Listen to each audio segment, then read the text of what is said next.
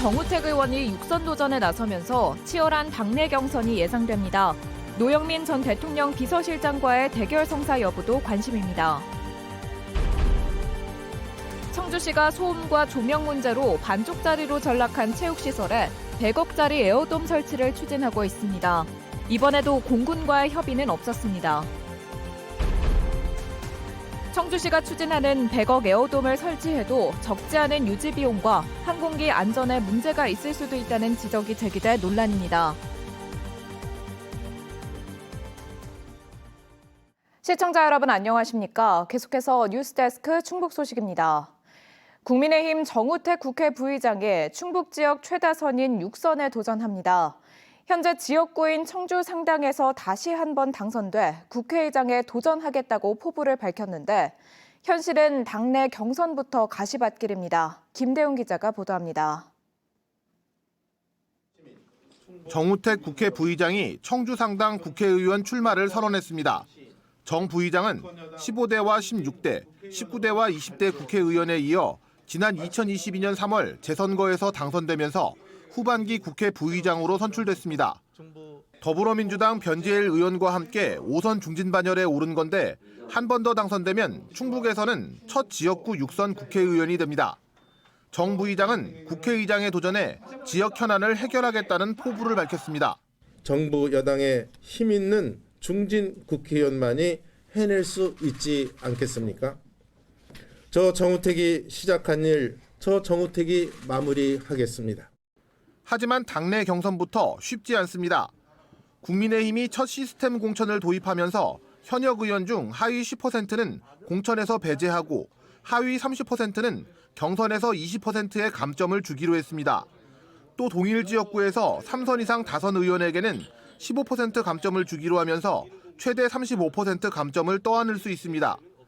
정 의원은 청주 상당구가 통합 청주시 출범 이후 동일 지역구로 볼 수 없다고 이의를 제기한 상태입니다. 거기에 지난 선거에서 3천여 표 차이로 낙선한 윤갑근 예비후보가 다시 도전장을 내면서 치열한 경선이 예상됩니다. 윤 예비후보는 지난달 출마 선언 당시 정 의원을 겨냥해 이렇게 말했습니다. 지방의원 공천을 사천으로 만들고 지역 신인이나 인재 발굴과 성장을 봉쇄하고 지자체 인사 사업에 과도하게 개입해 주민 위에 군림하는 봉건적 냉주 정치를 이제 끝내야 합니다. 민주당에서는 노영민 전 대통령 비서실장이 출마 선언한 상태여서 이른바 빅매치가 이루어질지도 관심사입니다. 한편 동남 4군에서는 더불어민주당 이재한 예비후보가 8년 만에 다시 도전장을 냈습니다. 3선인 국민의힘 박덕흠 의원을 겨냥해 잃어버린 12년이라고 강하게 비난했습니다. 지난 12년이 또 다른 미래가 될 수 없으며 잃어버린 12년을 보상받아야 합니다. 양당은 이번 주부터 본격적인 공천 일정에 들어갔습니다. 국민의힘은 다음 달 3일 공천 신청을 받기로 했고 후보자 공모를 마친 민주당은 오는 2일과 5일 충북 후보자들에 대한 면접을 실시합니다. MBC 뉴스 김대웅입니다. 4월 총선과 함께 치러지는 지방의원 재보궐선거와 관련해 국민의힘 충북도당이 공천관리위원회를 구성했습니다. 국민의힘은 도내 재보궐선거구 5곳 가운데 당의 귀책 사유가 아닌 청주 도의원 구선거구, 청주 시의원 자선거구에 후보를 내기로 하고 다음 달 1일 공관위 첫 회의 때 구체적인 절차를 논의합니다. 민주당은 전국 재보궐선거 후보 공천을 중앙당 공관위에서 모두 결정하기로 했으며 불미스러운 일로 자당 시의원이 자진 사퇴한 청주 자선거구 공천 여부도 중앙당 공관위가 결정하게 됩니다. 단기 일자리를 원하는 구직자와 중소기업을 연결하는 충북형 도시근로자 지원 사업이 확대됩니다. 충청북도는 대상 업종을 기존 제조업에서 사회복지 서비스업과 사회적 경제기업으로 확대하고 대전, 경기 등 인접 시도민과 재외 동포 등도 참여할 수 있도록 했습니다.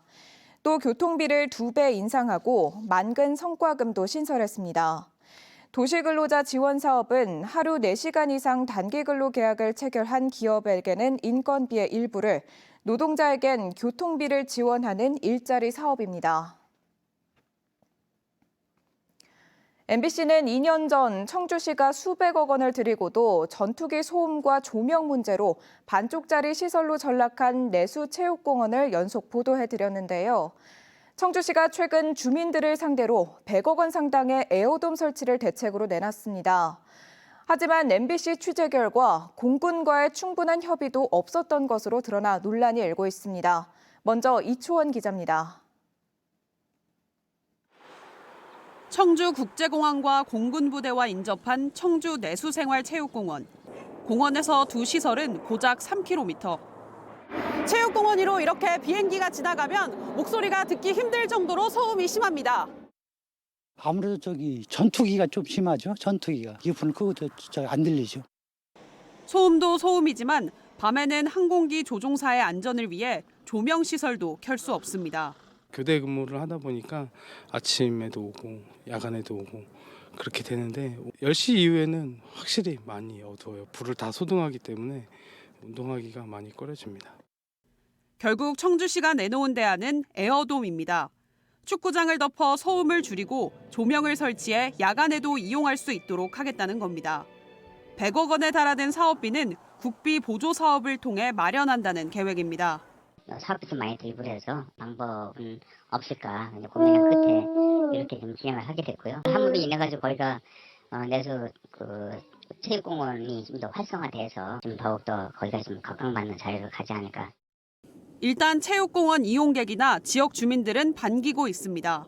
야간에는 활용을 못하기 때문에 활용도 측면에서는 돔 설치가 되는 거에 대해서는 저희 지역 주민들은 다 찬성하는 입장이죠. 도움이 되겠죠. 일단 비 오고 눈 오고 할 때도 도움이 되고 또 그 소음도 조금 좀 감해지지 않을까? 문제는 당장 공모사업 신청이 이번 주 마감이지만 여전히 공군과의 공식적인 논의조차 없었다는 겁니다. 공군은 MBC와의 통화에서도 체육시설 에어돔 설치와 관련해서 어떠한 공식적 요청도 받은 적 없다고 답했습니다. 앞서 감사원은 지난해 청주시에 축구장과 인접한 인공 암벽장의 조명시설 철거를 통보하면서 앞으로는 공군과의 협의 없이는 비행 안전구역에 조명시설을 설치하지 말라고 지적했습니다. MBC 뉴스 이초원입니다. 그렇다면 청주시가 공군과의 제대로 된 협의도 없이 추진하는 이 에어돔 설치 계획, 과연 괜찮은 걸까요? MBC 취재 결과 100억 원이라는 예산이 투입되지만 유지관리비와 빚 반사 등 문제가 적지 않았습니다. 이어서 이지현 기자가 보도합니다. 청주시는 반쪽짜리라는 지적을 받은 체육시설을 에어돔 구장으로 만든다는 구상입니다. 13,000제곱미터에 이르는 축구장과 육상 트랙 등을 통째로 덮는 데 필요한 예산은 무려 100억 원. 당장 설치비의 절반은 국비 공모 사업으로 충당할 계획이지만 앞으로가 더 걱정입니다. 에어돔 설치로 냉난방비로 한 해 수억 원의 비용이 추가로 들기 때문입니다. 10,000제곱미터 규모의 에어돔 구장 유지 관리비는 한 해 2억 7천만 원 정도. 그보다 규모가 더 큰 데다 접근성이 떨어지고 소음 피해도 큰 만큼 유지 비용은 부담이 될 수밖에 없습니다. 비용이 들잖아요. 기본적으로 이제 접근성이 좋아야지 많은 사람들이 와야 되거든요. 인구나 접근성이 좋지 않아서 어떤 이의를 제기할 수 있는 이런 부분은 충분히 있는 것 같아요. 야간에 내부 조명이 에어돔을 투과해 밖으로 나올 경우 항공기 안전에 치명적일 수 있습니다.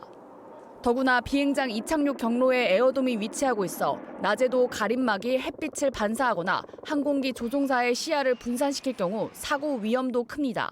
큰 물체, 특히 하얀색으로 그렇게 돼 있으면은 상황에 따라 빛 반사 유발돼서 조종사가 시각 참조물을 잃어버리거나 좀 방해가 되거나.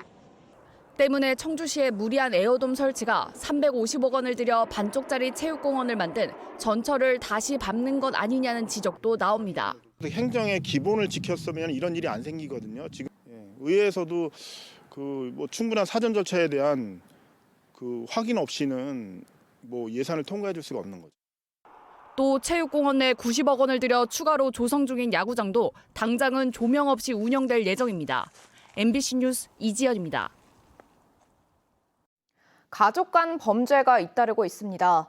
청주 상당경찰서는 어젯밤 11시 30분쯤 청주 금천동 한 아파트에서 친딸을 흉기로 위협한 40대 여성을 불구속 입건했습니다. 경찰은 이 여성이 평소 정신질환이 있었다는 가족들의 말을 토대로 딸과 분리하기 위해 응급 입원 조치했습니다.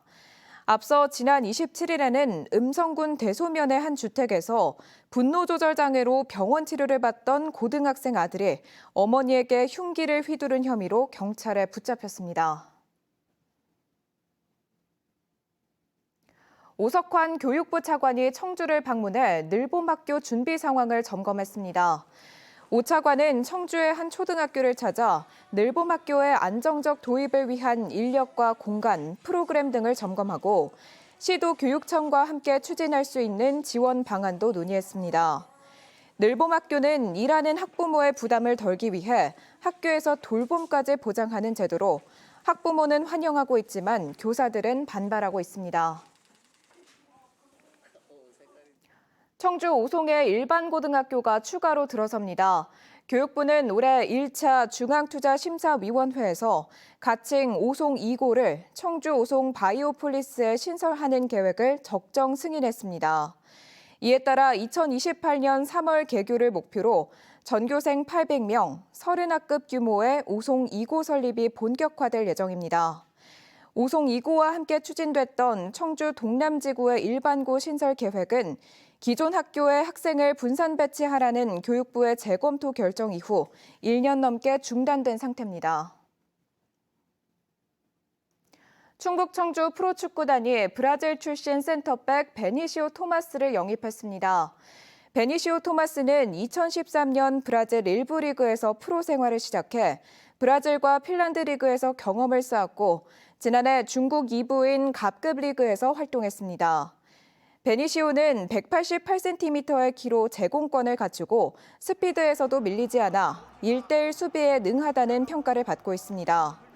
메디컬 테스트를 마친 베니시오는 전지훈련지 태국으로 이동해 기존 선수들과 발을 맞추게 됩니다. 청주시가 설 명절을 앞두고 전통시장 주변 주정차를 한시적으로 허용합니다. 대상은 육거리 시장과 가경터미널 시장, 농수산물 시장 등 5개 전통시장으로 다음 달 3일부터 연휴 마지막 날까지 허용됩니다. 청주시는 또 연휴 기간 차량 정체 완화를 위해 목련공원행 시내버스는 평일과 동일하게 운영하고 청주 365 민원 콜센터도 정상 운영합니다. 문희문화재단지와 대청호 미술관, 청주 동물원 등은 설 당일을 제외한 연휴 내내 개방되지만 시립미술관과 오창 전시관은 연휴에 휴관합니다.